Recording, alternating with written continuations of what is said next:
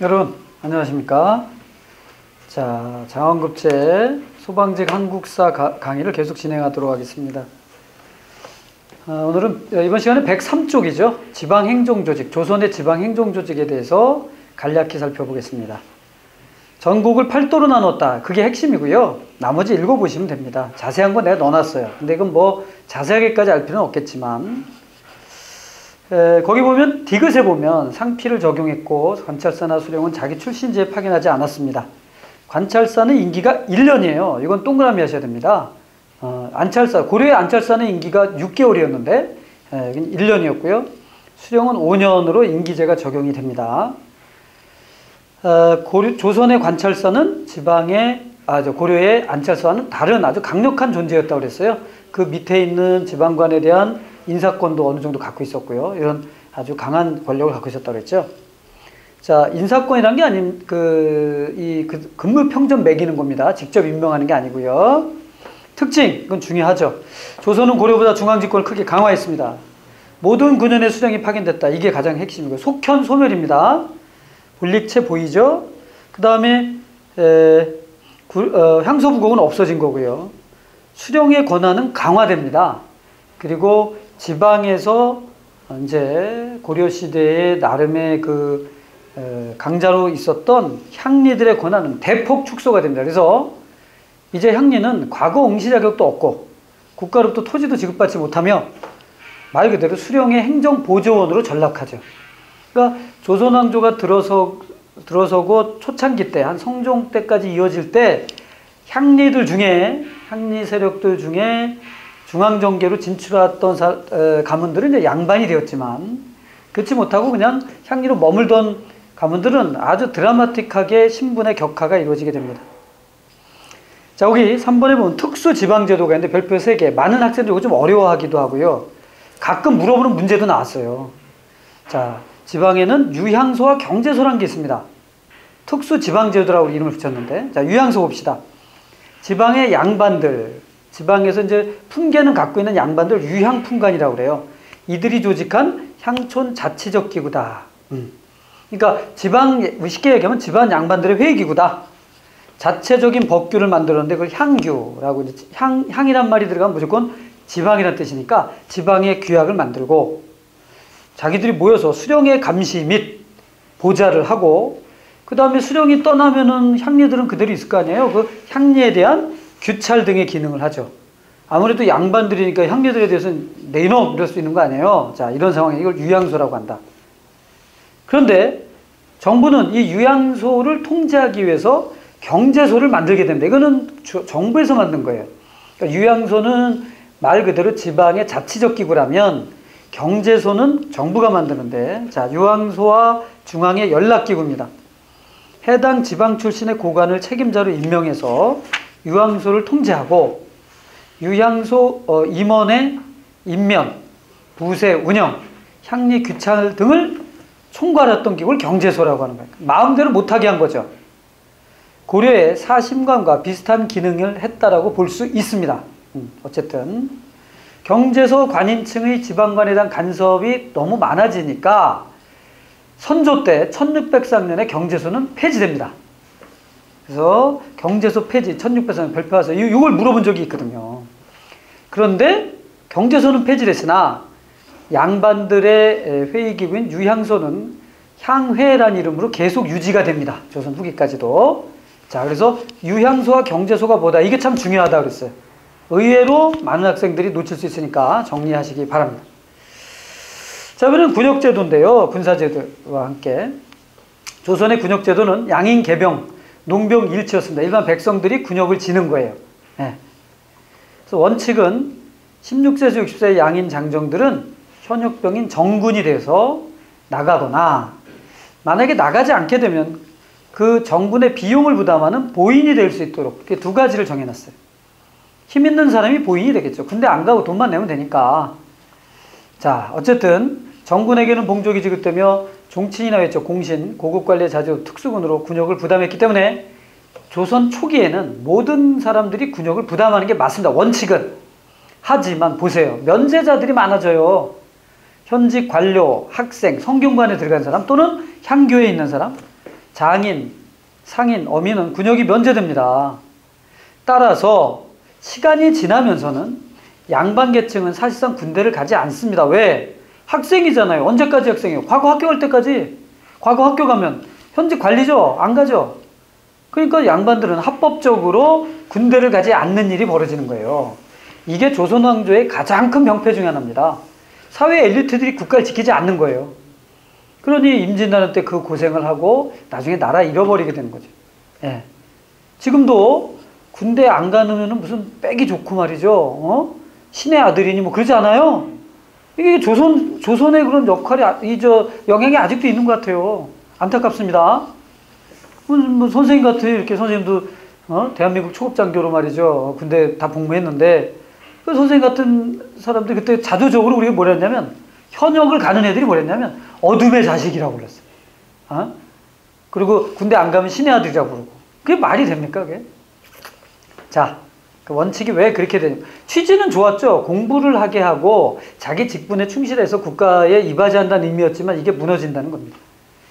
자, 군사 조직입니다. 중앙군은 5위라는 게 있어서 5위 도총부의 5위입니다. 뭐 지방군은 육군 같은 경우는 진관체제로 편성이 돼서 각 도마다 1, 2개의 병영을 두고 있었다. 뭐 그 정도만 알면 되는데요. 진관체제와 이런 거는 밑에 방어체계를 한번 보세요. 이건 좀 알아두죠. 별표 3개인데 15세기 세조 때 진관체제를 실시하다가, 진관체제 쉽게 얘기하면요, 각 지방관들이 그 지역의 방어 책임자가 되는 거예요. 이걸 진관체제라고 해요. 그런데 16세기 임진왜란 나기 전입니다. 대규모로 군대를 모아서, 지방관들이 군대를 모아서 한 군데에다가 모아놓으면 중앙에서 파견된 고위 관리가 그 병력을 통솔해서 병력을 이동해서 쓰기도 하는 그런 제재로 바뀌죠. 이걸 재승방략 체제라고 하는데, 이렇게 전환을 하게 된 거예요. 그런데 이게 임진왜란 때 완전히 무너집니다. 왜냐하면 차라리 진관이었으면 지방관들이 끝까지 지키고 거기 싸워야 되는데, 정부에서는 이제 재승방략이니까 병력을 모아놓고 그 병력을 어디로 이렇게 직결시켜서 힘을 집중시킨다는 측면은 좋지만, 병력을 모으지 못하면 그 자체가 끝나는 거예요. 근데 임진왜란 때 병력을 못 모으죠. 그래서 임진왜란 이후에는 다시 진관이 복구됩니다. 그래서 여러분, 진관체제, 조선의 방어 시스템인데, 지역방어, 그 다음에 재승방략, 올코트 프레싱이죠. 어떻게 보면 가장 중요한 곳에 힘을 집중하는. 그러다가 비효율적이었기 때문에 다시 진관 부활했다. 이렇게 기억하시면 되겠습니다. 잡색군이라는 일종의 예비군도 있었습니다. 그 정도는 자주 나오는 내용은 아니지만 혹시나 하는 내용으로 여러분이 좀 항상 그렇죠? 그런 식으로 대비하시기 바랍니다. 교통과 통신, 그리고 봉수, 연기 올리는 거죠? 그런데 파발제라는 게 있는데, 이걸 여러분이 좀 하나 아셔야 되는 게 있는데, 외란으로 인해서 역과 원의 체계가 무너져요. 그러니까 공문을 급송으로 해서 임진왜란 때 설치된 걸 파발이라고 그래요. 보발과 기발이 있습니다. 뛰어다니는 사람과 말 타고 가는 사람들. 그래서 이제 두두두 막 가서 여러분 저 영화 같은 데 보면 이제 전쟁 나오면 막 가가지고 하는데, 이러한 파발제는요, 사실은 임진왜란 이유기 때문에 아무 때나 그 파발하는 걸 보여주면 그건 역사 왜곡이죠. 그러면 안 되겠습니다. 여건 같은 데는 역이라고 하는 것은 문서 송달을 하는데 그냥 말 타고 천천히 가던가, 등에다가 지고 가서 이렇게 전달해 주는 그 정도죠. 파발은 빨리 가는 거예요. 그래서 서울서 의주까지 3일이면 들어왔다는데 이틀 반이면 들어온대요. 말 타고 계속 가면. 조금 먼 얘기입니다만은, 몽골 제국 있잖아요. 고려 몽골 제국 같은 경우에 카라코름에서 모스크바까지 거의 1만 킬로 이상이 되는데, 거기를 말로 열흘 안에 주파했다는 기록이 있어요. 그러니까 이건 완전히 밤새 달리는 거예요. 밤새 달리고 칸의 명령이니까 그랬다는 기록이 있습니다. 그만큼 그 대제국을 다스리려면 교통통신이 완비가 돼야 되는 거죠. 자, 이번에는 105조 교육과 과거제도입니다. 조선의 교육제도는 이런 특징이 있어요. 여기 나오죠. 교육제도와 시험제도가 긴밀히 연관되어 있었어요. 그래서 거기 교육과정을 눈으로 한 판 딱 그려놔서 일단 그걸 여러분이 보는 게 제일 중요해요. 자, 서당은 사설교육기관입니다. 누구나가 갈 수 있는 건 아니에요. 어쨌든 서당에서 배운 다음 서울에는 사부학당이라는 서울을 이제 이렇게 4개의 동서남북 일종의 구로 나눴거든요. 그러니까 구마다 학교가 있어서 그걸 사부학당이라고 하고, 지방에는 지방관이 이제 나간 규모가 큰 지방일수록 향교가 설치되는데 지방학교입니다. 물론 향교 다 국공립입니다. 그래서 과거 합격자들을 향교로 내려보내요. 그래서 그곳에서 그 교수를 하게 합니다. 그래서 여기서 공부를 한 다음 어느 정도 된 사람들을 과거를 보게 해요. 이걸 소가라고 그래요. 소가. 합격자를 진사 또는 생원이라고 그러죠. 그래서 이 사실 진사와 생원만 돼도 양반으로서의 지위를 가질 수 있고 지금으로 따지면 굳이 따지면 7급 공무원 시험 정도로 봐야 되는 거예요. 이게 관직에 나갈 수 있는 자격이 주어지는 거예요. 물론 고위 관직은 나갈 수 없지만 그 다음에 여기 합격자들은 성균관에 들어갈 수 있습니다. 입학 자격도 주어져요. 물론 성균관 안 가도 돼요. 그래서 공부를 한 다음에 대과를 준비하는 거예요. 대과. 대과에 합격을 하면 이제 비로소 중앙정계로 나갈 수 있게 되는 것이죠. 예. 시스템이 어떻게 되는지 여러분 보였을 거예요. 그래서 그 학문 교육기관을 내가 쭉 얘기했는데 성균관에 대해서만 우리가 조금 더 추가 설명하겠습니다. 밑에 성균관 보면 최고 교육기관이고요. 입학 자격 15세 이상의 소가 합격자와 사부학당의 승보시 합격자도 가능합니다. 즉 사부학당에서 과거에는 소관 합격 못했지만 성적이 좋은 사람도 성균관 입학이 가능해요. 서울에만 주는 특권이죠. 이런 게 있어서 지금도 서울로 몰리는지 모르겠지만 제가 보기에는 서울 특권 별로 없어요. 몰리지 마세요. 지방지기도 좋아요. 여러분 소방관 될 때 꼭 서울로만 된다고 해서 서울은 복잡하고요. 그 앰뷸런스 몰기도 힘들고요. 지방이 더 좋은 것 같습니다. 내가 보기엔. 특점. 성균관 유생을 대상으로 과거인 알성시의 특혜가 주어진다. 성균관 유생들만을 대상으로 보는 시험이 있어요. 그걸 알성시라고 그래요. 그리고 정치적 입장을 표방하는 공관 등과 권당, 단식투쟁, 학생운동도 가능했다. 일종의 정치 세력으로도 활동을 했다는 걸 아시면 좋겠습니다. 기술교육 잡학이 있었고 넘어가고요. 과거 제도는요. 응시 자격은 역시 양인 이상 누구나 응시합니다. 하지만 문과의 경우 수공업자, 상인, 무당, 노비, 탐관오리의 아들, 재가한 여자의 아들, 손자, 서울 등은 응시할 수 없습니다. 그래서 좀 이렇게 좀 상당히 좀 엄격했어요. 과거는 식년시입니다. 그래서 보통 이제 3년마다 한 번, 그러니까 횟수로 3년이니까 만으로 2년마다 한 번씩 되는데 국가에 큰 경사가 있을 때는 증광시란 걸 시행하고 부정기적으로 국왕이 성균관 문묘, 즉 공자에게 제사 지낼 때 가서 보는 알성시, 나라에 경사가 있을 때 또는 당하관을 된 승진시험으로 하는 별시, 여러 특별시험이 있었다는 거예요. 자, 어떤 시험이든 합격하면 똑같은 자격이 주어집니다. 성균관 특계인 알성시가 아무래도 이제 경쟁률은 제일 적을 테니까 알성시 출신이 좋겠지만 어쨌든 합격한 사람은 무조건 똑같은 그 특권이 주어지는데요. 조선왕조의 과거 합격자의 수는 15,300여 명 되고요. 그들 전원의 명단과 그들의 출신 성분에 관한 기록들이 거의 모두 남아 있습니다. 지금 현재 컴퓨터가 발달하면서 그들에 대한 지금 자세한 분석하는 게 요새 좀 붐인데요. 이게 완료되면은 아주 엄청난 결과를 가져올 겁니다. 저는 이렇게 생각하거든요. 우리나라 사람들이 머리가 좋다고 하는데 저는 맞다고 생각해요. 왜냐? 머리 좋은 사람들끼리 계속 교배를 했어요. 쉽게 얘기하면. 양반 가문이 사실 따지고 보면 고려시대부터 계속 그래왔습니다. 그런 것이 반복될수록 어떤 일이 벌어질까요? 공부에 특화되는 인간형들이 많이 나올 가능성이 높아져요. 저는 그렇게 봐요. 그래서 그런 연구를 한다면 우리나라 사람들 IQ 높은 것도 얘기될 수 있을 것 같습니다. 제가 이렇게 지나가는 얘기를 했지만 사실 심각한 얘기입니다. 이거. 예. 자, 문과입니다. 문과. 소가와 대과로 나누는 거 아까도 얘기했죠. 다만 대과 한번 보시면요. 초시, 복시, 전시를 치른다. 세 단계. 초시는 그 지방에서 보는 거고요. 지방에서 합격한 사람이 다시 서울로 가서 본 걸 복시라고 그러고, 복시에서 합격한 사람을 국왕 앞에서 시험 보는 걸 전시라고 한다. 그런데 그 초시, 복시, 전시도요. 단계가 다 있어요. 초장, 중장, 종장으로. 그러니까 이 단계가 얼마나 많은지 상당히 복잡한 절차였다. 보면 되시고요.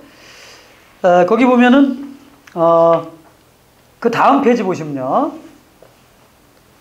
음수 한번 보세요. 무가 보세요. 무가도 문과와 같은 절차가 치러지고 최종 선발위는 28인을 선발했고요.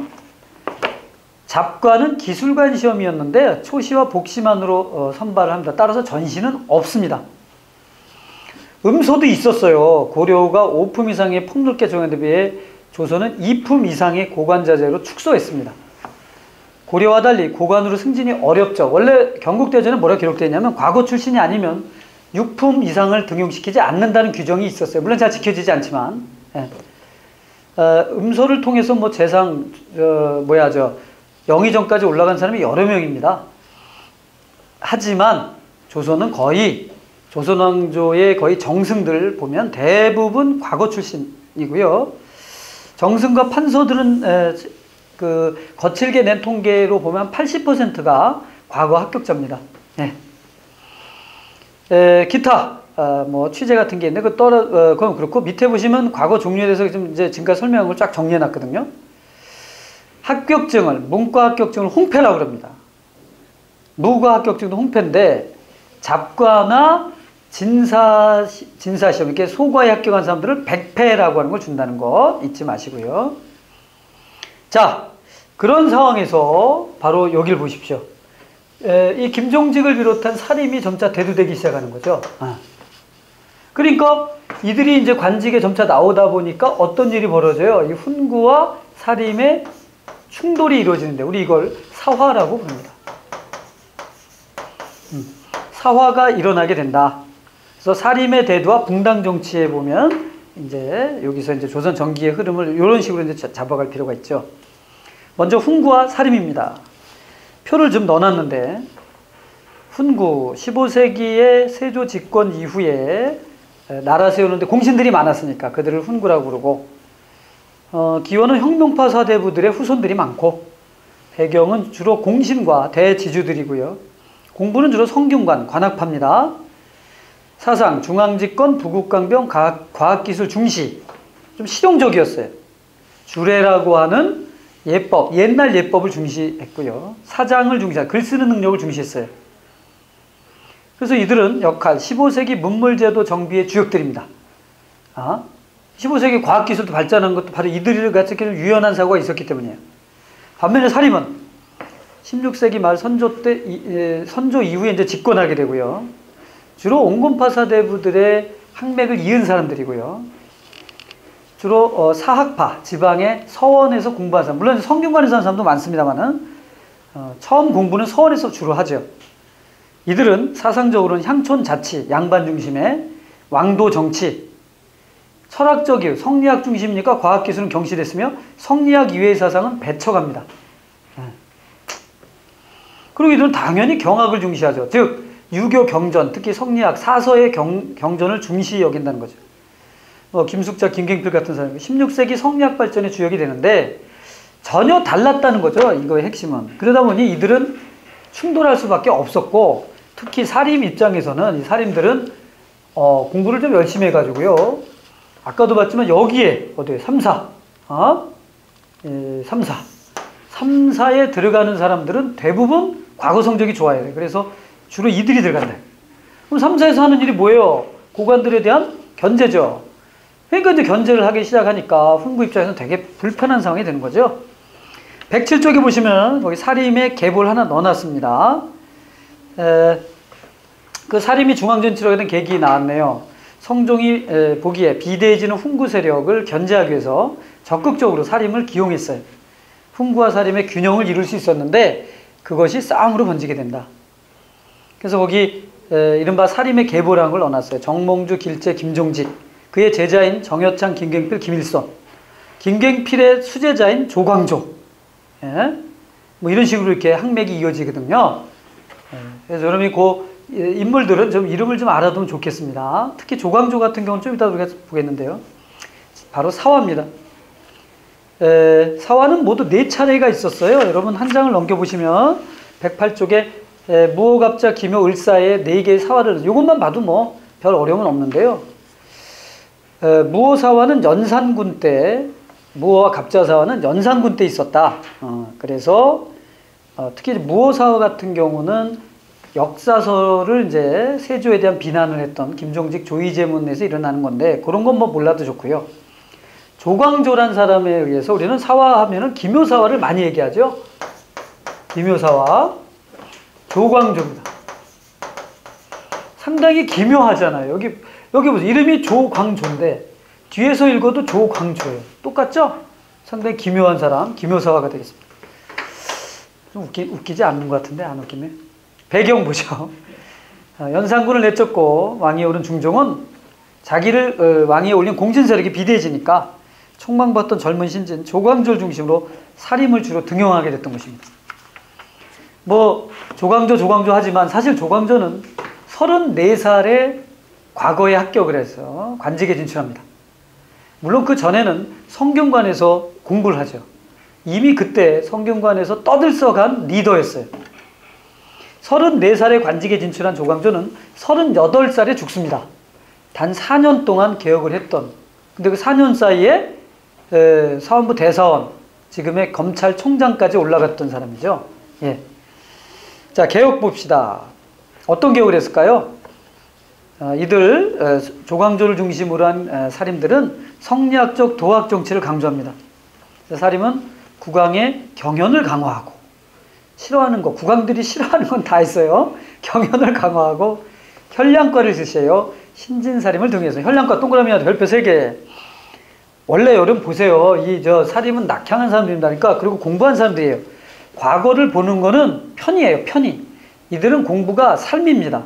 그러니까 공부는 자기 인간으로서 하게 하는 거지 과거 보려고 하는 게 아니다. 그래서 이들은 은연중에 과거 보는 거를 부끄러워하는 경향이 있었어요. 그러니까 주로 공부하고 안 나오려고 그래요. 그러니까 국가로 봐서는 인재의 손실이다. 그래서 조광조는 현량과 그들을 천거를 받자 이게. 천거를 받아서 한 번 시험만 보자 이게. 순서 시험만. 그래서 등용하자. 이런 시험을 이제 한 번 시행하거든요. 그걸 현량과라고 합니다. 그 다음에 멀쩡하게 잘 진행되고 있는 도교적인 그런 제사죠.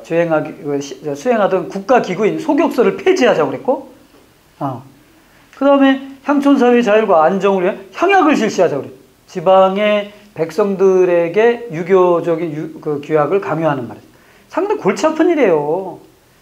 그리고 거기는 이륜행실도라든가 소학 등을 보급하는데도 특히 소학 동그라미에서요. 소학을 아주 강조했거든요. 지금 상황에 봐서도 상당히 깜깜한 사람들이죠. 아주 참 뜻은 좋지만 상당히 좀 고리타분한 사람들입니다.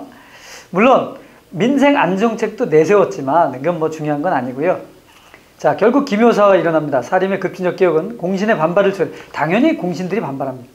반정공신들의 공훈을 깎는 이른바 위훈삭제 문제를 정면 충돌했으며 결국 남곤, 심정 등이 조광조 일파를 제거함으로써 조광조는 사약을 받고 38세의 나이로 죽습니다. 그렇게 보세요. 자, 이렇게 사화를 겪으면 전부 낙향을 해요. 이 사림들은 낙향을 해서 하는데 그곳에서 서원 그리고 향약 이런 걸 한단 말이에요.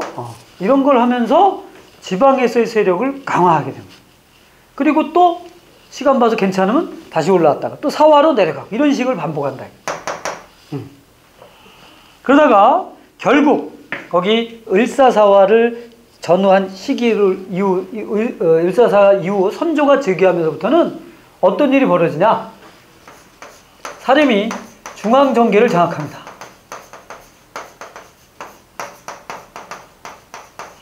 1575년 정도 우리가 보고 있는데요. 중앙정계를 완전히 장악해요. 즉 사림 출신들이 이제 정승이 되고 삼사를 장악하고 이렇게 되는 거죠. 그럼 물어보죠. 학생들이 훈구파 어떻게 됐어요? 훈구파는 이때 살인파에 흡수됩니다. 무슨 얘기냐면 아버지는 살인파 훈구파인데 그 아들이 살인파의 제자가 되면 학맥으로 살인이라고 인정을 해주거든요. 그러니까 이제 결과적으로 명분에서 앞섰던 그리고 공부를 좀 더 잘했던 그럼 공부 잘하면은 과거에 합격할 확률도 높아지거든요. 그러니까 아무래도 문신 관료 사회에서는 이들이 이길 수밖에 없는 거예요. 그래서 이거 하나만 생각하면 돼요. 그들이 싸울 때 훈구하고 사림이 싸울 때 훈구가 내세운 거 사림이 내세운 게 뭘까요? 사림이 내세우는 거는 당연히 도덕을 내세우고 또 자기들이 뭔가 대단하다는 걸 내세울 거 아니겠어요? 그래서 그런 걸 하다 보니까 당연히 성리학적인 그 질서를 강조할 수밖에 없었고 대표적인 인물이 퇴계 이황입니다, 여러분. 퇴계 이황이 주자 이론을 집대성한 이유가 훈구와 싸우기 위해서예요. 성공했죠. 멋지게 성공합니다. 이념투쟁은. 하지만 그 이후에 너무 지나쳤죠. 그 이후에 이제 율곡이이라는 사람이 나중에 되겠습니다. 율곡이이가 나타나서 개혁을 주장했습니다. 그러나 그게 되지 않음으로써 결국 성리학이 이제 공리공론으로 흘러가게 되는 그런 안타까움이 있습니다. 자, 사화, 4개의 사화 다 외울 필요는 없겠지만 기묘사화는 정확히 아셔야 되겠고요. 사화기의 국왕들 누가 있을까요? 연산군, 중종, 인종, 명종 이렇게 되네요. 명종 같은 경우에 보면은 어머니 문정왕과 수렴 참정을 했고요. 윤원영이라는 사람이 을사사화 일으켰고 을묘외변으로 비변사가 상설화된다. 비변사 상설화 별표 3개. 비변사는 최고 회의기구인데 이거 이제 나중에 국가 중대사를 지금으로 따지면 국가안전보장회의 정도 되겠습니다. 이게 상설화된 게 바로 이때고 이게 임진왜란 이후에는 큰 힘을 이제 발휘하죠. 자, 이런 상태에서요. 여기 보세요. 살인파 자체가 분열을 해요. 이 분열을 우리는 붕당이라고 부릅니다. 동인과 서인. 동인은 북인과 남인으로 이렇게 나눠지는. 그리고 나서 임진왜란이 일어나죠. 이렇게 되는 거죠. 그러니까 결국 살인 정치가 붕당 정치인데 잘 못했어요. 못해가지고 결국은 임진왜란을 막지 못하는 거죠. 붕당 추론 보도록 하겠습니다. 성립. 선조위에 사림이 중앙정계를 진출해서 정부를 주도하는 과정에서 척신정치 잔재청산과 이조 전랑직 문제로 동인과 서인. 자, 척신정치 잔재청산 동그라미 하시고요. 그 다음에 이조 전랑직 문제 동그라미. 척신정치란 게 뭐냐? 외척, 왕의 외가와 처가는 관직에 나올 수 없다. 그리고 좀 멀리 해야 된다. 근데 서인은 주로 이제 이 서인 입장에 있던 사람들은 아무래도 이제 척신정치에 좀 온건했던 사람들이고요. 동인 같은 사람들은 척신정치에 적극적인 사람이었어요. 그래서 그 내용에 보면 그렇게 나오죠. 이들이 나눠진 거를 우리는 붕당정치다 이렇게 얘기할 수 있습니다. 한계. 후기로 가면서 왕권이 약화되고 정치가 문란해지면서 대립과 분열이 더욱 격화되었다. 그래서 붕당정치 전개 그 다음 페이지 보게 되면 표를 넣어놨거든요. 쭉 넣어놨는데 잠깐만요. 편집합시다. 그 110쪽에 보면 이제 붕당에 관한 표가 나왔습니다. 이걸 다 외운다 하실 분 하세요. 근데 이걸 다 외운다고 해서 뭐 이걸 물어보는 문제가 나오진 않습니다. 다만 흐름은 좀 알아둬야 돼서 제가 칠판에 쓰는 정도, 요 정도의 흐름 정도, 그리고 요 이어나가는 조선 후기의 그 흐름도 정도만 하면 되지 이걸 다 뭐 알 필요는 없죠. 다만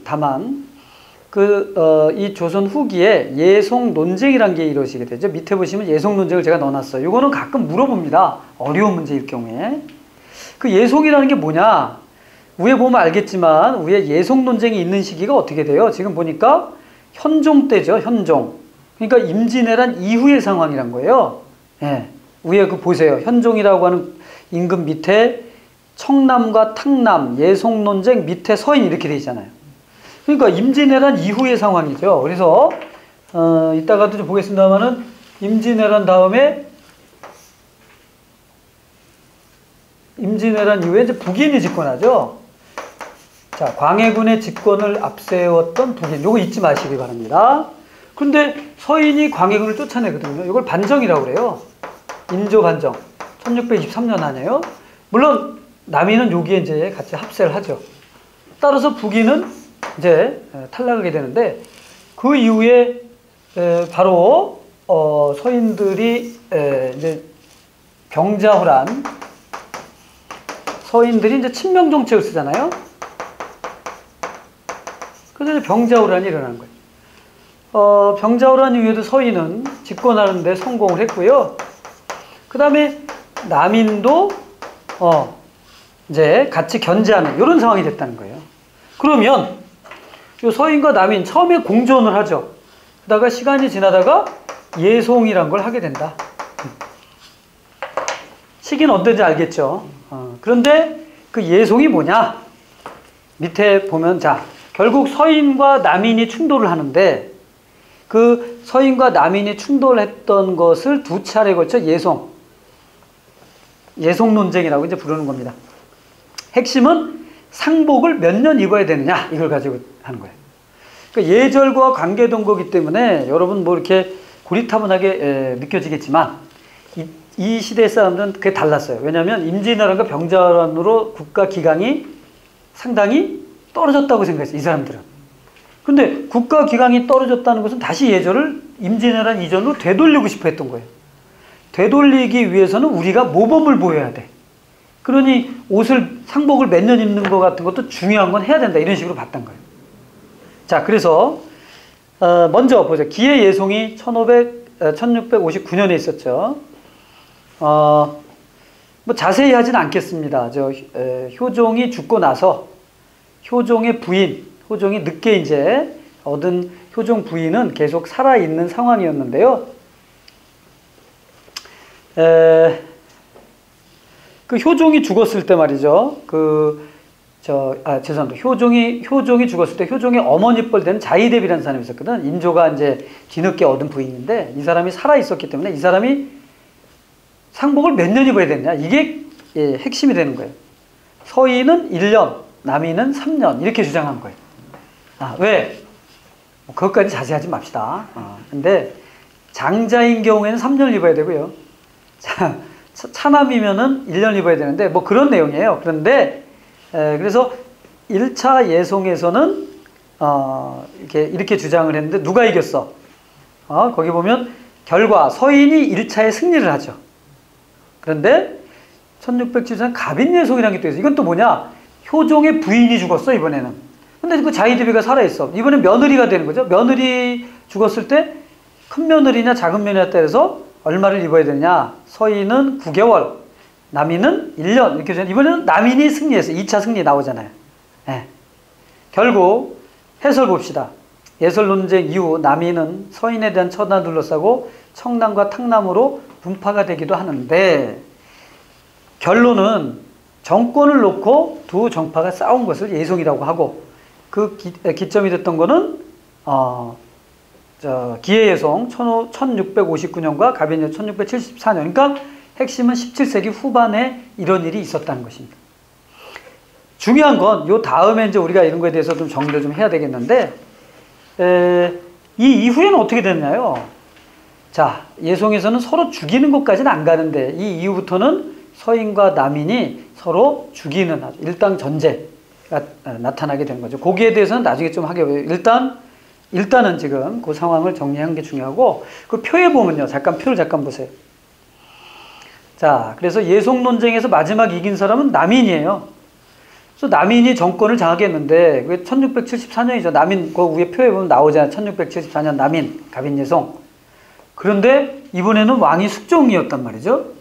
숙종이 어느 아침에 갑자기 서인들을 대거 등용하고 남인들을 대거 축출한 사건을 우리는 경신환국이라고 그래요. 그거 보이죠? 환국. 자, 그래서 환국 정치가, 그러니까 예송 다음에는 환국 정치다. 환국이란 건 어느 한 정파가 강해지고 다른 한 정파가 싹 없어지는 이런 상황이 되는 거죠. 그래서 이러한 환국의 결과는 결국 누가 정권을 장악해? 1600에서 갑술한국으로 서인이 정권을 장악합니다. 결국 서인이 정권을 장악하게 되고 이 서인은 나중에 한국의 노론과 소론으로 나뉘어지게 되죠. 근데 그 노론 소론 중에서 누가 노론이 권력을 장악해 일당 전제가 된 거죠. 그러니까 분당 정치라고 하는 것이 뭐 여럿이 이렇게 같이 공존하고 이런 개념이었는데 그게 아니라 이때쯤 가게 되면 서로 죽이고 자 일당 전제가 되는 거죠. 네. 이 분당 정치에서 간략히 좀 설명했는데 뭐 자세히 할 필요는 없어요, 여러분. 그 흐름만 좀 알면 좋겠어요. 여기서 그 다음 페이지 이제 조선 초기의 대외 관계를 한번 살펴보도록 하겠습니다. 보통 여기까지를 이제 임진왜란 병자론까지 조선 전기로 보기 때문인데요. 조선 초에 대한 게 명과의 관계는 사대와 교린 정책이죠. 근데 거기에 좀 특별한 내용이 있어요. 국초. 명과는 국초에 정도전이 요동 정보를 준비하여 긴장 관계였으나 동그라미. 우리가 정도전은 요동 정보를 준비했어요. 태조 이성계와 함께. 하지만 제거되죠. 그 이후에 태종 이후에는 친선 관계가 지속이 된다. 이겁니다. 그러니까 요동 정보를 준비한 게 정도전도 있고요. 고려 말에 공민왕 때 또 요동에 출병한 적이 있잖아요. 그리고 그 사이에 보면 또 누가 있어? 최영 장군이 요동 정보를 하려고 그러다가 위화도 회군이죠. 그러니까 요동 정보 여러 번 있었다는 거예요. 고려 말에 조선 초에. 참 꿈 같은 얘기 아니겠어요? 예, 한번 했었으면 좋았을 텐데. 뭐 우리가 하는 거 아니잖아. 우리 조상들이 하는 거니까 우리 한번 하면 좋은 거지 뭐. 말이 이상한데요. 자, 이번에는 여진과의 관계인데 그 명과의 관계 사대를 어떻게 해석해야 돼? 우리의 성격. 이건 우리의 주장이에요. 표면적으로는 사대 관계였으나 왕권 안정과 국제적 지위 확보를 위한 자주적 실리 외교. 좀 좋게 받아들이는 거죠. 이 사대라고 하는 걸 좀 좋게 우리는 해석하고 있습니다. 뭐 그런 면도 있지만 사실 또 뭐 중국에게 속국의 대우를 받는 그런 측면도 있었거든요. 여진과의 관계입니다. 거기 회유책과 강경책. 회유책은 뭘까요? 귀순 장려, 무역소 설치 이런 것만 중요한 게 아니고요. 영토 확장, 강경책입니다. 국격에 진보를 설치해서 방비를 강하고 세종 때 사군과 육진을 개척한다. 오른쪽에 사군 육진을 보일 거예요. 사군과 육진이 보이죠. 세종대왕 때. 이 지역으로 사람들 이주시켰어요. 그걸 사민정책이라고 하고 이쪽으로 가면은 토지를 공짜로 주겠다 그러니까 백성들이 가는 거 아니에요. 지금 서울에 집값이 이렇게 비싼데 만약에 저 경기도 뭐 저기 이천이나 이쪽에 그건 좀 너무 좀 가깝죠. 좀 멀리 해야 되겠죠. 자, 뭐 제주도 마라도에 아파트하고 말이지. 그다음 직장까지 준다. 그러면 나 가볼까 하는 사람 있을 거 아니에요. 그게 3인 정책이 되겠습니다. 예. 그리고 그들 중에 관리들을 임명해주는 그들 중에 이제 양반 직위를 주게 되는 걸 토관이라고 하죠. 물론 전통 양반들은 토관을 전혀 양반을 인정하지 않습니다만은 그런 제도가 있었습니다. 일본과의 관계 당연히 교린 정책이라고 나오죠. 친하게 지낸다는 건데 강경책이 있습니다. 당연히 쓰시마 정토벌이죠. 1419년입니다. 왜구가 너무 많았기 때문인데 그 이후에 이제 삼포를 개항해요. 일본이 자꾸 이제 쓰시마에서 자꾸 요청을 해서 무역을 허가했는데 그 무역량이 너무 많아지니까 이번에는 개해약조를 체결합니다. 그래서 무역량을 제한했어요. 동남아시아의 뭐 류크라든가 시암, 자바 등도 조선 초기에는 교류를 했어요. 이 조공이 왔어요. 태종실록에 보면 오키나와에서 코끼리 2마리를 바쳤다는 얘기가 나와요. 그래서 우리나라 사람들이 코끼리를 진짜 보는 거예요. 근데 이 코끼리가 엄청 먹어졌게요. 그래가지고 막 하루에 뭐 콩 2가마니 먹는다고 나왔나 막 그러니까 이제 조정에서는 코끼리를 전국에 이렇게 좀 보내자. 그래서 각 지방에서 코끼리 구경도 시키고 먹게 하자. 그리고 이제 전당 관리를 했는데 코끼리 한 마리가 그 전당 관리를 밟아 죽여요. 그러니까 조정에서 전하 그래가지고 코끼리를 귀양 보냅니다. 그래서 전라남도 순천에 코끼리가 귀양 간 적이 있어요. 그런 사료도 보이기도 합니다. 오키나와의 교류죠. 조선 전기의 상황입니다. 거기는 안 나왔습니다만은 이슬람 상인들도 우리나라에서 살았다는 기록이 정확히 나와 있어요. 그 수백 명 정도 되는 것 같은데 그들이 서울에 집단 거주촌을 형성하고 있었대요. 그거에 대한 연구는 좀 더 해봐야 되는데 사료가 워낙 부족해서 112쪽입니다. 자, 이번엔 양난이죠. 바로 임진왜란과 병자호란이죠. 그래서 조선 중기현재에 양난이 일어나게 되는데 일본 침략입니다. 거기 도표를 놔놨더니 일본이 일으킨 그 소요가 그렇게 많네요. 삼포 개항서부터 개약조, 삼포해란, 임신약조, 산진해변, 정미약조, 을묘해변 무지하게 이거 다 외울 필요 없고요. 개해약조 하나 동그라미 합시다. 그리고 삼포외란 동그라미 합시다. 삼포에서 외놈들이 난리를 일으켰다. 그래서 우리나라 사람들이 이제 대비책 국가안전보장위 하나 만들자 비변사 만든 거고요. 을묘외변 때 동그라미 비변사가 어떻게 됐어? 상설화가 되죠. 그리고 임진왜란이 있었으며 임진왜란이 끝난 이후에 다시 국교가 정상화되는 걸 우리는 기후약조라고 그래요. 좀 외우기 힘들죠. 하지만 그런 게 나왔을 때 뭔지 알아야 되겠습니다, 여러분이. 자, 임진왜란 보도록 하겠습니다. 1590에서 98년까지죠. 이순신의 활약, 수군의 승리죠. 이순신이 이끄는 조선 수군이 옥포해전, 한산대첩 중에서 승리를 끌면서 남해의 제해권을 장악했다. 자, 임진왜란이 일어난 게 1590년 4월이고요. 한산대첩이 있었던 게 오른쪽에도 보입니다만은 1592년 7월입니다. 불과 3개월 동안 이순신은 연전연승으로 남해안을 제패해요. 이때 육군은 일본이 파죽지세로 올라갔잖아요. 근데 남해를 장악해서 보급을 할 수 없는 상황이 됩니다. 육로 보급을 하지만 그거 가지고는 힘들어요. 그래서 외적이 더 나가질 못하죠. 그렇게 보면 임진왜란의 1등 특등 공신은 이순신이라 할 것입니다. 거기 보면 명랑대첩과 관련해서 난중일기의 그 내용 나왔잖아요. 오른쪽 113쪽입니다. 이순신의 빛나는 승리. 병포베리기를 꼭 죽으리라 결심하고 싸우면 살 것이요 살리라 먹으면 죽을 것이다. 근데 이건 틀린 말이죠. 아유, 살려고 그러면 도망가면 살죠. 근데 이런 틀린 말을 맞게 믿도록 하는 것, 그것이 리더고요. 그것이 이순신. 징비록에 보면 이순신을 수군들은 신이라고 믿었대요. 신. 그를 신이라고 믿었다. 그러니 싸움이 자, 하지만 이순신은 여러분 알다시피 그 오른쪽에 그 수많은 해전이 있었습니다만은 그 부산포 해전 이후에 이순신은 싸움을 잘 하지 않습니다. 한산도에다가 진영을 만들고 그것만을 지키고 있었어요. 이유는 간단해요. 자기가 괴멸되면 조선은 망한다고 생각을 했고 육군과의 연합 없이는 이길 수 없다고 봤어요. 그랬더니 이번에 조정에서는 나가 싸우라고 자꾸 얘기하다가 이순신이 안 나가 싸우니까 선조가 이순신을 잡아 가두죠. 죽이려고 그랬습니다. 그리고서 이순신 대신 그 수군 통제사가 된 원균이 칠천량에서 군대를 이끌고 나갔다가 외적에게 대패를 하죠. 조선군 1만여 명이 전사한 걸로 추정이 돼요. 그건 전생 끝난 건데 여러분 알다시피 영화 명랑에서도 보셨지만 12척 배 남은 배를 가지고 이순신이 드라마틱하게 명랑에서 대첩을 이루잖아요. 대단한 인물입니다. 그리고 노량 대첩에서는 또 이순신이 전사예요.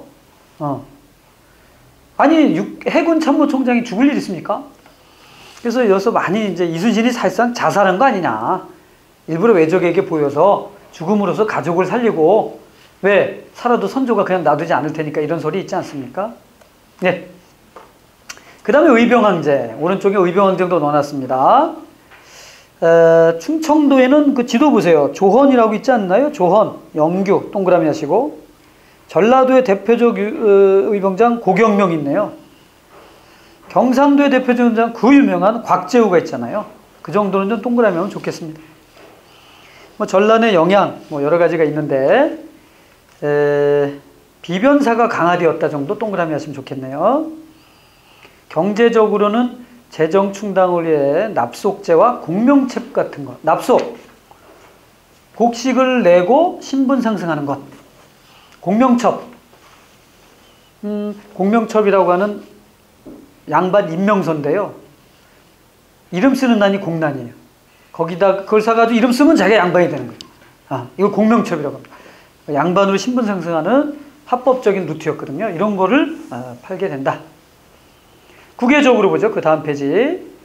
명이 악화되고요. 여진족이 성장해서 후금을 건국하는, 여진이 강성화되는 거, 이거 아주 커다란 변화입니다. 일본에서는 정권이 교체되죠.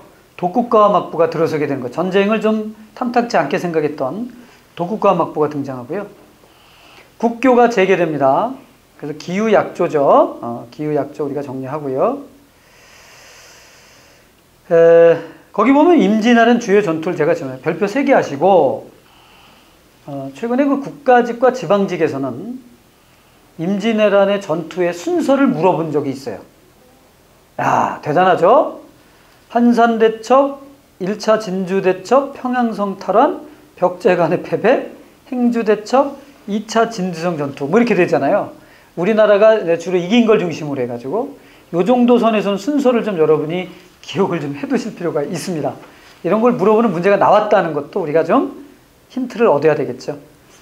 자, 여기까지 해서 일단 임진왜란, 조선 전개 국난까지 우리가 정리를 했는데 좀 쉬었다가 그 이후의 상황 다시 정리해 보도록 하겠습니다.